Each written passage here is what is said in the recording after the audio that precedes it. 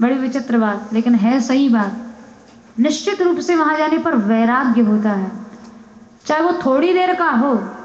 वहां से आने के बाद तो फिर सब वही हो जाते हैं, फिर कुछ नहीं। जितनी देर वहां बैठेंगे उतनी देर वैराग्य बुद्धि रहेगी। वहां से इसको कहते हैं मरकट वैराग्य।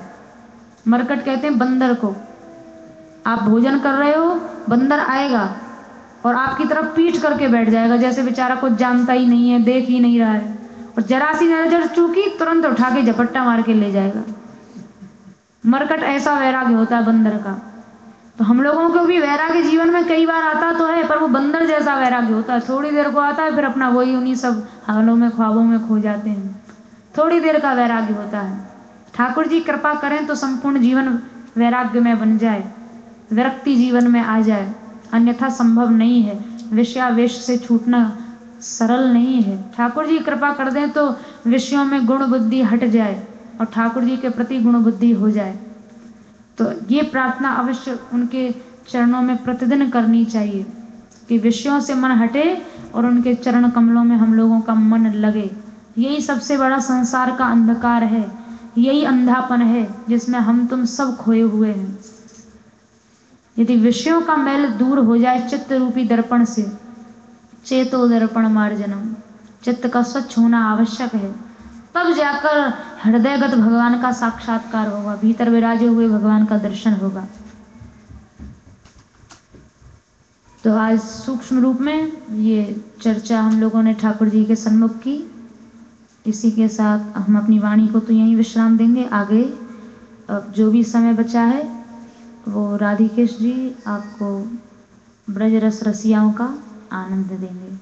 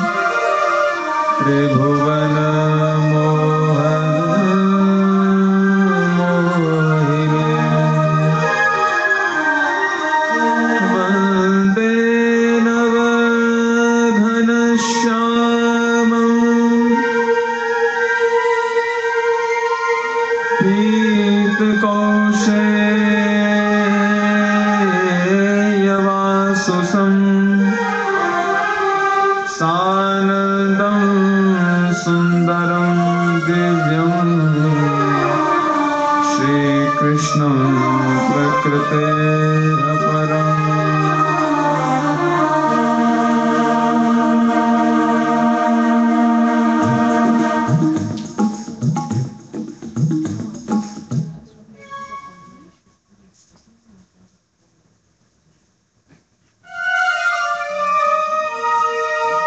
ये एक गोपी के भाव हैं और प्रतिदिन जैसे हम रसियों का आनंद लेते हैं ब्रज रसिया का, वैसे आज भी हम सभी लोग ब्रज के इन दिव्य रसियाओं का आनंद लेंगे।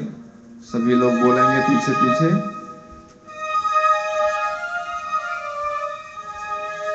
एक गोपी जिसका श्री ठाकुर जी के प्रति बड़ा ही दिव्य भाव है और वह प्रेम में ठाकुर जी को मना करती है कि तुम मुझे अपनी वंशी बजा करके, वंशी वादन करके मुझे विघ्न पैदा करते हो और मैं जो भी काम करती हूँ उस समय वो सारा काम छोड़ करके बस वंशी में मेरा ध्यान चला जाता है। तो इसलिए वो जो गोपी है वो कृष्ण से मना कर रही है कि हे कृष्ण, तुम जिस समय मैं काम किया करूं उस समय तुम वंशी मत बजाया करो। लालन ये विनती सुनिए, नित मेरी गली में आइए ना, मेरी गली में मत आया करो और आइए तो चुप है चले जाइए, बंशी बजाइए गाइए ना।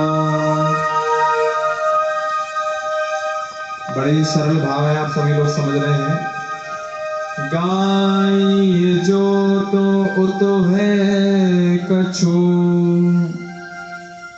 यदि मेरी गली में आते हो तो चुप होकर के वहां से चले जाओ, लेकिन वंशी मत बजाओ, वंशी का वादन मत करो। और यदि गाते हो तो मेरी गली में नहीं, वो तो है मतलब दूसरी गली में जाकर के आप गाया करिए, वंशी बजाया करिए। और गाइए जो तो है कछु, मेरे ठाम सुनाइए ना। ठाम ब्रज में जगह को कहते हैं, यानी कि मेरी जगह पर, मेरे स्थान पर, मेरे घर के आसपास आप वंशी का वादन मत किया करो। सुनाइए तो अपनाइए ना, अपनाइए तो बिसराइए ना। सुनाइए, यदि वंशी का पालन करते हैं तो मुझे अपनाइए ना, अपना मत बनाओ, क्योंकि मैं सारा जितना भी गृहस्थ का कार्य है वो मैं छोड़ दूंगी उसके कारण। और यदि अपना भी लिया तो फिर कभी मुझे भूलना मत। ये उस गोपी का भाव है। आप सभी लोग इस रसिया का आनंद लें।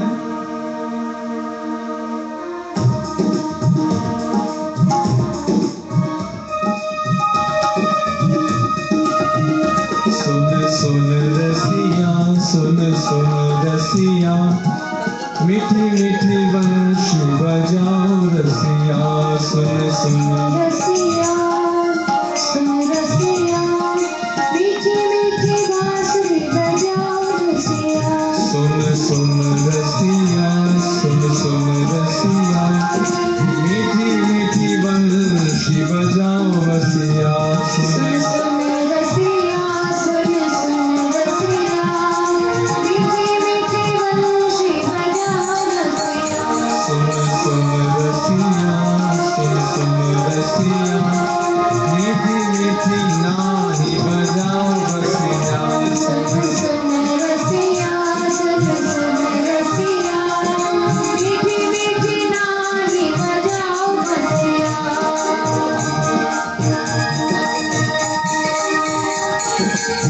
वादन बजाई तेरे घर पिछवाड़े वादन बजाई तेरे घर पिछवाड़े वादन बजाई तेरे घर पिछवाड़े वादन बजाई तेरे घर पिछवाड़े सुन सुन रसिया सुन सुन रसिया आई दिनात मेरो मन बसिया सुन सुन रसिया सुन सुन रसिया वाही तेरा ते मेरे मन बसिया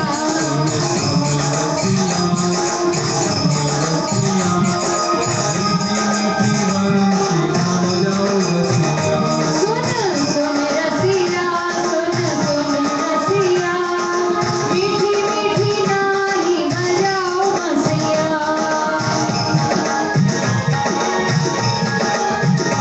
मुरली बजाई मुख बावरी सी कर दई मुरली बजाई मोको बावरी सी कर रही मुरली बजाई मुख बावरी सी कर दई मुरली बजाई मोहे बावरी सी कर रही बावरी सी कर दई बावरी सी कर दई बावरी सी कर रही बावरी सी कर रही हाँ, मुरली बजाई मुख बावरी सी कर दई मुरली बजाई मोहे बावरी सी कर रही मुरली कैसा चमत्कार है श्री कृष्ण की मुरली में एक उठ दौरी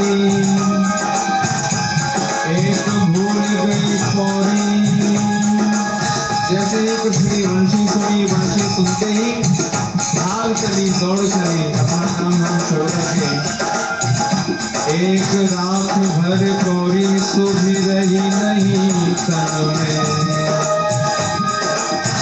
एक भोले बार एक छतिया उधार एक भूषण को डार चली दामनी जो घन में एक भोले बार बाल जैसे थे वैसी अवस्था में वह दौड़ पड़ी एक छतिया उधार एक भूषण को डार नाना प्रकार के आभूषणों को धारण कर रही थी उन सभी आभूषणों को छोड़ करके वह कृष्ण मिलन की इच्छा से भाग पड़ी एक उजियारी गोपी नथ निहारी वारी एक भई गौरी चोले मदन कुमार कृष्ण जब बांसी बजाते थे बांसुरी का वादन करते थे तो उस समय ब्रज की स्थिति ओधम भयो है ब्रज ओधम भयो है घड़ी चार ब्रज मंडल में बांसुरी बजाई कान जभी वृंदावन में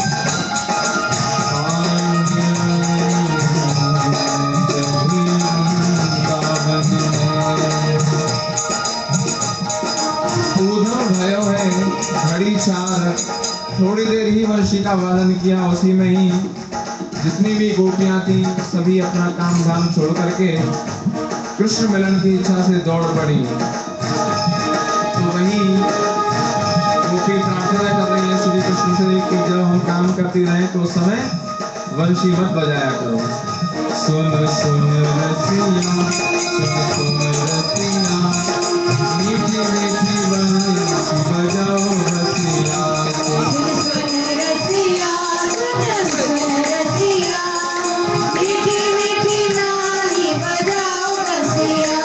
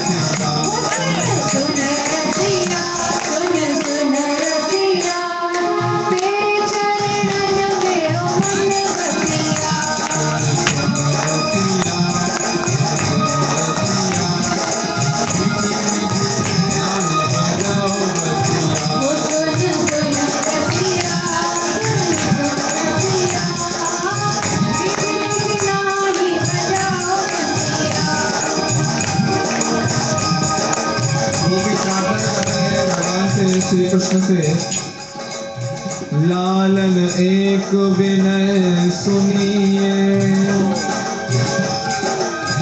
अब मेरी गली में आइए ना, आइए तो करुणा करके हंसी तेर सुनाइए गाइए ना, गाइए तो अधरों पे धरी मुरली यह मंदिर बजाइए ना, सरसाइए ना और प्रेम व्यथा, दुनियाइए तो फिर जाइए ना। ऐसा दिव्य प्रेम गोपियों का है। सुन सुन रसिया, सुन सुन रसिया, निधि निधि वल्लभ बजाओ रसिया। सुन सुन रसिया, सुन सुन रसिया,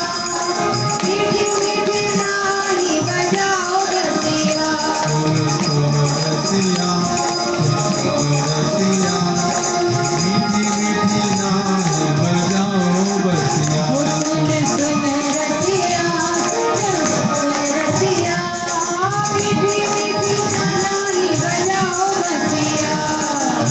बाजू बंद गिरे खुल खुल के, बाजू बंद गिरे खुल खुल के, बाजू बंद गिरे खुल खुल के,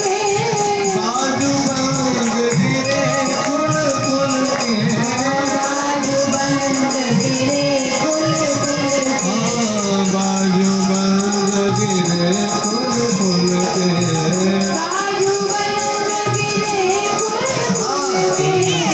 रसिया सुन सुन रसिया, मेरी बंधन हो कसिया। सुन सुन रसिया, सुन सुन रसिया, मीठी मीठी नानी बजाओ बसिया।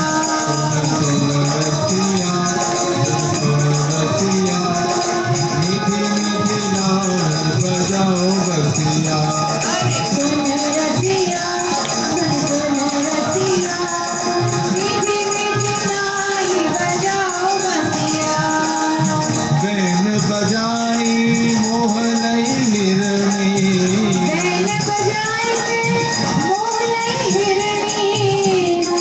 जैसे हिरण पकड़ने वाला बैन बजा करके हिरण को अपने वश में कर लेता है, वैसे ही गोपी कह रही है, हे कृष्ण, यह तुम्हारी जो वंशी है यह बैन है और मैं हिरणी हूँ। तो इसलिए बैन बजाई मोहनई हिरनी,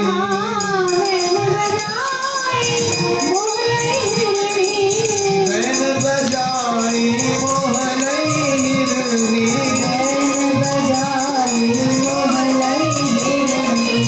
बैन बजाई मोहनई हिरनी।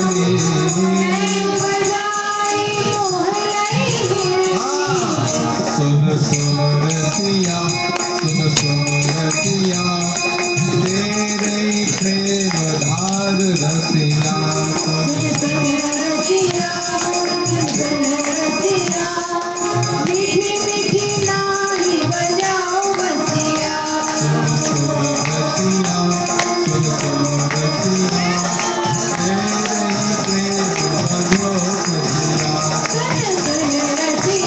सुन सुन रसिया, निधि निधि नाद बजाओ बसिया। हाँ, मीठी मीठी नाद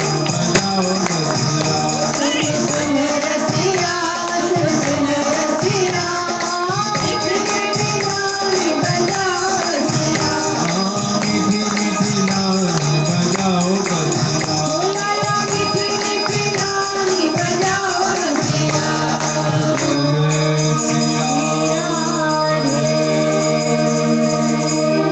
श्याम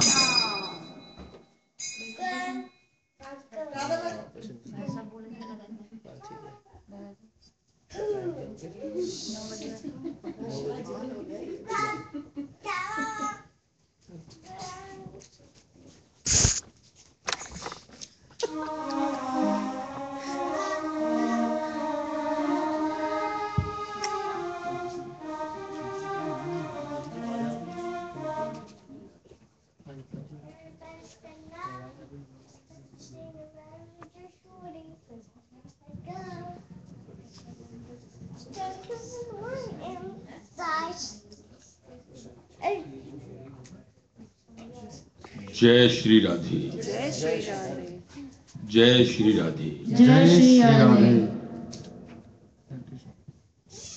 काल बड़ा बली होता है और वो हम सबका कलेऊ कर जाता है।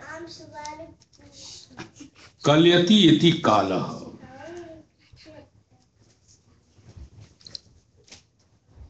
उससे छुटकारा पाने का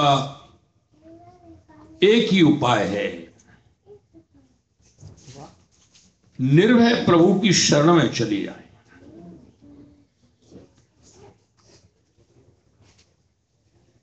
शरण में जाने का तात्पर्य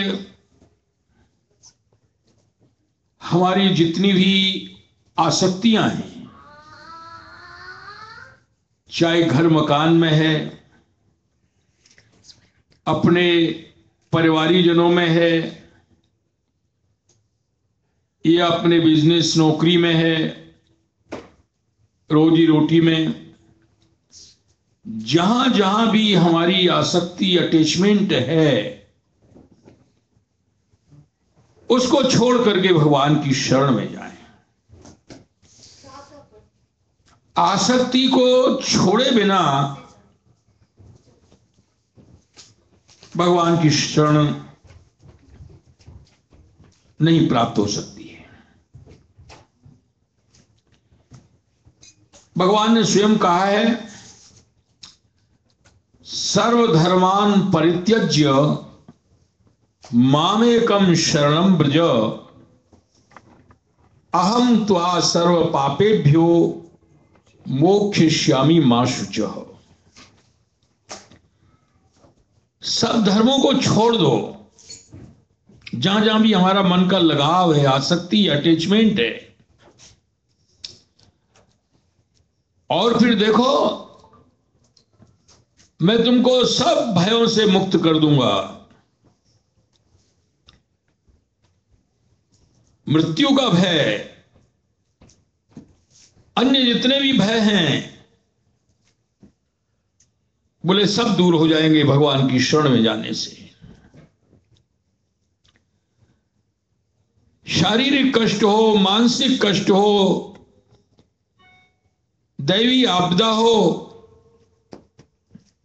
बहुत ही कष्ट हो किसी दूसरे प्राणी से, उन सब कष्टों का निवारण भगवान की शरण ग्रहण करने से हो जाता है।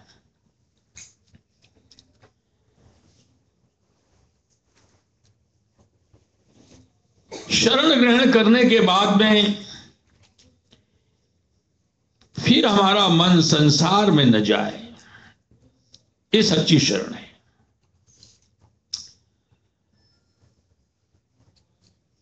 अरे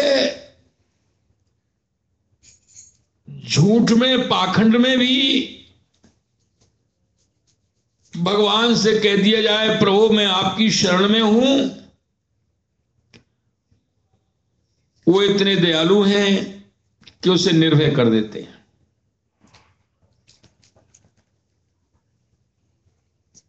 अनन्य रूप से अन्य आश्रयों को छोड़ करके जो प्रभु का गुणगान करते हैं, भगवान की प्रतिज्ञा है कि उनके योग क्षेम का वाहन मैं स्वयं किया करता हूं।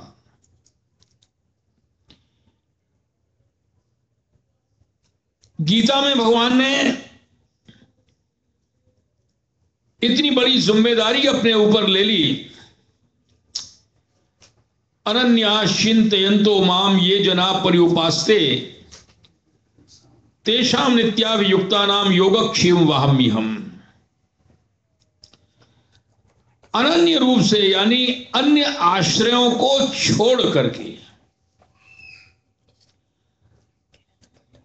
जो नित्य मेरी उपासना करते हैं, अन्य कामनाओं को छोड़ करके, बोले उनके योग क्षेम का वाहन मैं स्वयं करता हूं।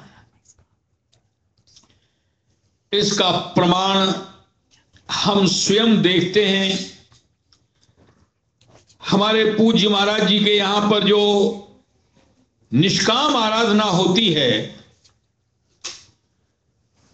उसी के प्रभाव से इतने बड़े बड़े कार्य सहज में हो जाते हैं, जो मनुष्य कितना भी श्रम करे तो नहीं कर सकता। जैसे ब्रज 84 कोस की यात्रा है, हजारों लोग उसमें रहते हैं और करोड़ों रुपए उसमें खर्च होता है। किसी से मांगा नहीं जाता है। जिनका शुद्ध सात्विक द्रव्य होता है, वही मान बिहारी की सेवा में लगता है। जिनको नाम की भूख नहीं है, नहीं तो संसार में होता है, 4 पैसा खर्च करते हैं तो उसका हम नाम चाहते हैं, एडवर्टाइजमेंट चाहते हैं, लोग जाने। हालांकि कहना तो नहीं चाहिए, लेकिन बात यथार्थ है।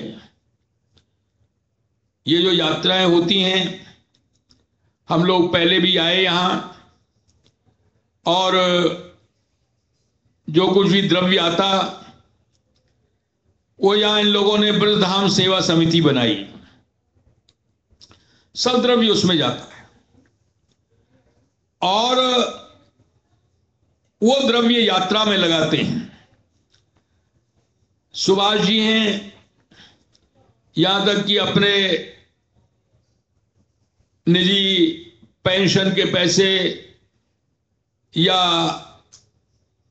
जो भी कुछ उपलब्ध होता है किसी भी भक्त के द्वारा, ज्यादातर अपने ही उसमें लगाते हैं। तो ये सब क्या है? ये शुद्ध द्रव्य की महिमा है। हमारी जितनी भावनाएं होंगी, जितनी त्याग की भावनाएं होंगी, कामना रहित भावनाएं होंगी, वो द्रव्य ही मान बिहारी की सेवा में लगता है। हर व्यक्ति का द्रव्य नहीं लग पाता है। दूसरा उदाहरण देखो, हमारे यहां 35,000 गायें हैं। बहुत थोड़े समय में 6-7 साल हुए हैं गौशाला खुले हुए, और आज उसमें इतना विकास हुआ है। ऐसे ऐसे लोग हैं जो उसमें करोड़ों रुपए लगा चुके हैं और उनको कोई जानता तक नहीं है, नाम तक नहीं उनको मालूम है, किसी को नाम तक नहीं बताते हैं। इतनी निष्कामता हो तो उसको मान बिहारी स्वीकार करते हैं। हर व्यक्ति का द्रव्य इसलिए काम में नहीं आता क्योंकि उसमें नाम की भूख रहती है। हम सेवा दृष्टि से अगर उसमें करें तो निश्चित रूप से वो प्रसन्न होते हैं और उसका जीवन धन्य बन जाता है। तो ये कहने का मेरा उद्देश्य ये था कि देखो, निष्कामता से जो आराधना होती है, उस आराधना के प्रभाव से बड़े बड़े कार्य सहज में संपन्न हो जाते हैं। ब्रजभूमि में अनेकों ऐसे दिव्य पर्वत हैं, देवतुल्य पर्वत हैं। उन पर्वतों को डायनामाइट से नष्ट किया जा रहा था। हमारे पूज्य महाराज जी ने वीणा उठाया और अंततोगत्वा उसमें सफलता प्राप्त हुई।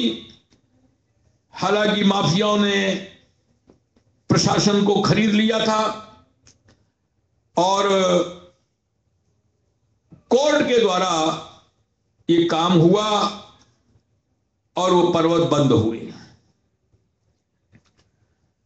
उसके लिए बहुत से चुनौतियां सामना करनी पड़ी। हमारे यहां से एक बालक का गोली के द्वारा आंख चली गई, एक बच्चे का अपहरण हुआ, मंदिर के ही बच्चे का, लेकिन बाद में वो सब कुछ हो गया।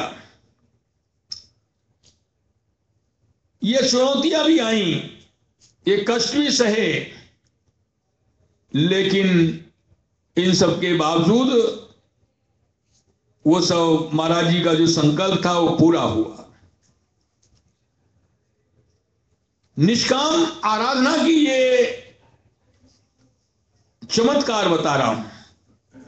कितने ही सरोवर हैं, उन सरोवरों का जीर्णोद्धार हुआ, लाखों पेड़ लगाए गए। ये सब कार्य मान बिहारी की कृपा से सहज में संपन्न हुए, क्योंकि वह निष्काम आराधना होती है। आराधना जितनी निष्काम होगी उतनी वह सबल होती है। मान मंदिर पर क्या क्या कार्य हो रहे हैं, क्या क्या हुए हैं, ये आप थोड़ा देखेंगे और आपकी अच्छी तरह से समझ में आ जाएगा। जय श्री राधे।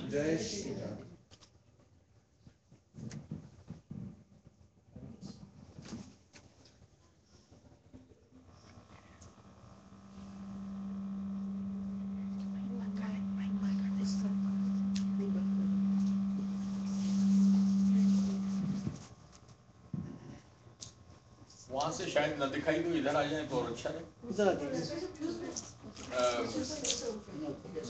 कुर्सी इधर रख ली जाए, नीचे कुर्सी रखवा दो, 2-3।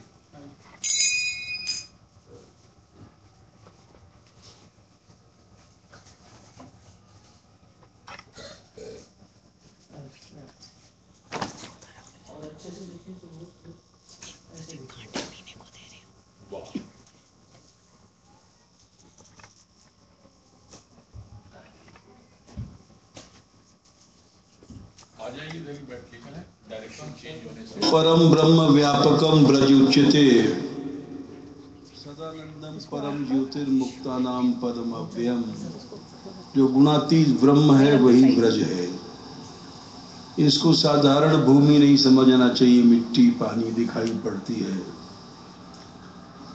फिर ब्रज का जो स्वरूप कलेवर क्या है, वास्तविक स्वरूप ये सब नहीं है। मकान, बड़ी बड़ी हवेलियां,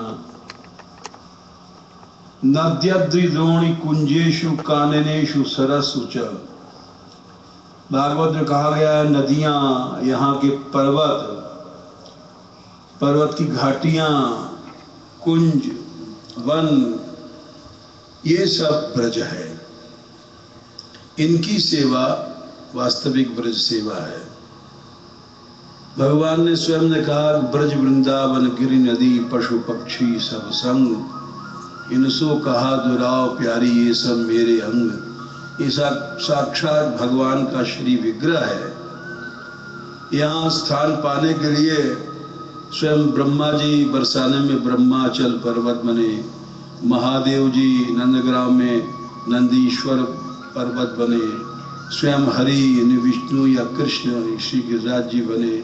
शांडिल्य ऋषि ने स्कंद पुराण उत्तर भागवत महात्म्य बताया था परीक्षित को और बज्रनाभ को, तुम ब्रज की सेवा करो।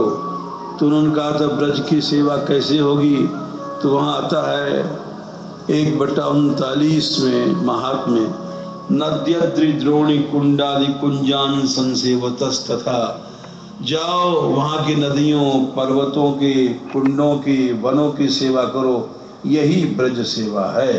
पर्यावरण के जितने बड़े रक्षक भगवान कृष्ण हुए हैं उतना आज तक कोई नहीं हुआ है। सबसे पहले उन्होंने बालकपन में मिट्टी खाई, ये भूमि शोधन किया। उसके बाद भगवान ने कालिया नाग को नाथा और सारी यमुना को शुद्ध कर दिया। उसके बाद भगवान की दृष्टि गई अग्नि तत्व, इसके लिए उन्होंने दावानल पान 2 बार किया। भगवान ने तृणावर्त को मार करके वायु प्रदूषण भी दूर कर दिया। व्योमासुर जो आकाश का रूप था उसका संहार करके आकाश तत्व को शुद्ध किया।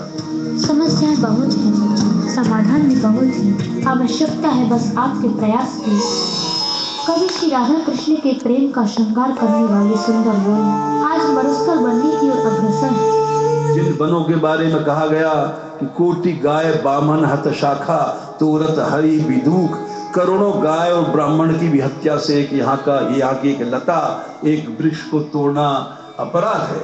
यहाँ बड़े बड़े उद्धव आदि भी लता वृक्ष बन के बैठे हुए हैं। उसकी इस तरह से निर्मम कटाई की गई कि आज किसी भी ब्रज के पहाड़ों पर उतनी हरियाली नहीं दिखाई पड़ रही है।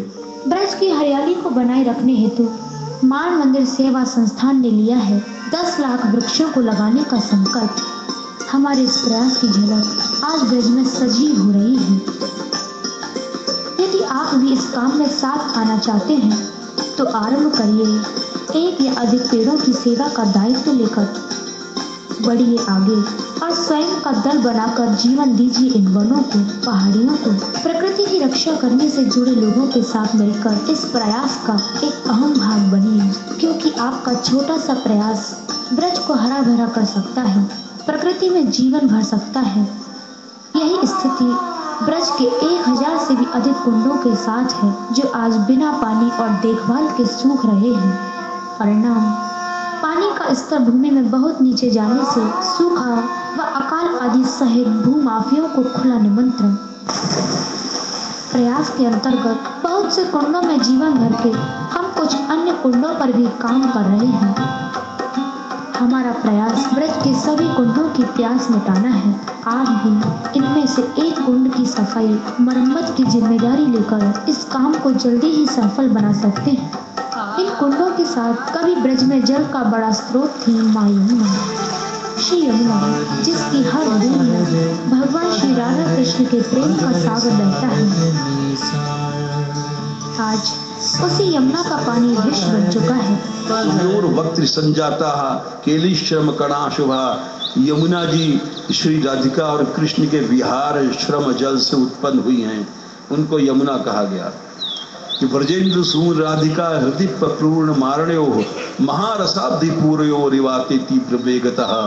ये राधा कृष्ण का साक्षात प्रेम ही यमुना के रूप में बह रहा है। हमारे प्रयासों की कड़ी में अगला प्रयास है ब्रज में गायों की सेवा। गोवंश, जिसके पीछे कृष्ण का नाम गोपाल या गोविंद पड़ा, जिसके पीछे ब्रज गोपियों ने श्री कृष्ण से कहा था तुमने वृषासुर को मारा है, गो हत्या लगी है, तुम शुद्ध हो जाओ तब हम तुमको स्पर्श करेंगे। ब्रजवासी ऐसे गो भक्त थे। आज उस मथुरा में कसाई खाना और गो हत्या होती है, अनाथ गौएं फिरती हैं, और यदि उसका चित्रण किया जाए, इसके केसेट बने हुए हैं, किस निर्ममता से गोवंश को मारा जाता है, वो आप लोग देख सकते हैं। यदि गोवंश आज भी सुरक्षित हो जाए तो सत्युग हो जाएगा। भगवान श्री कृष्ण की प्यारी गायों को नया जीवन देने के उद्देश्य से मान मंदिर द्वारा बरसाना की माताजी गौशाला में रोगी, असहाय, भटकती और निर्बल गायों की सफलतापूर्ण चल रही सेवा बनी परम आदर्श। आपका परिवार या दल भी गाय और गौशालाओं की जिम्मेदारी लेकर इनके शुभ आशीर्वाद का पात्र बन सकते हैं। गौ हत्या पर रोक से लेकर गौशालाओं के निर्माण के लिए किए जा रहे प्रयासों में हमारा साथ दे सकते हैं। ये सब करके आप ब्रज को पुनर्जीवन दे सकते हैं, इसकी संस्कृति का सम्मान कर सकते हैं।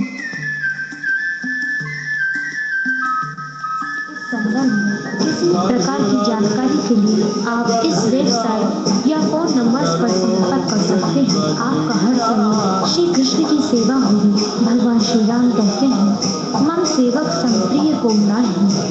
आइए प्रभु द्वारा दिए गए अवसर का लाभ उठाएं और खोया हुआ ब्रज वापस लौटाएं।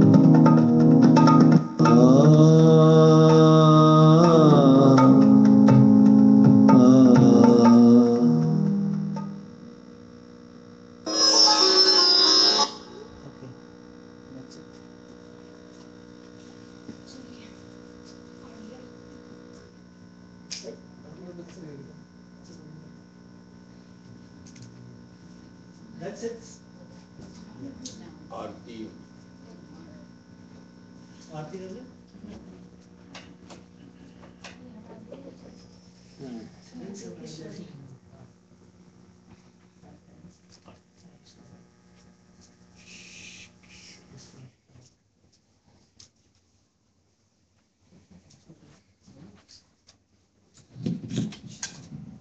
श्री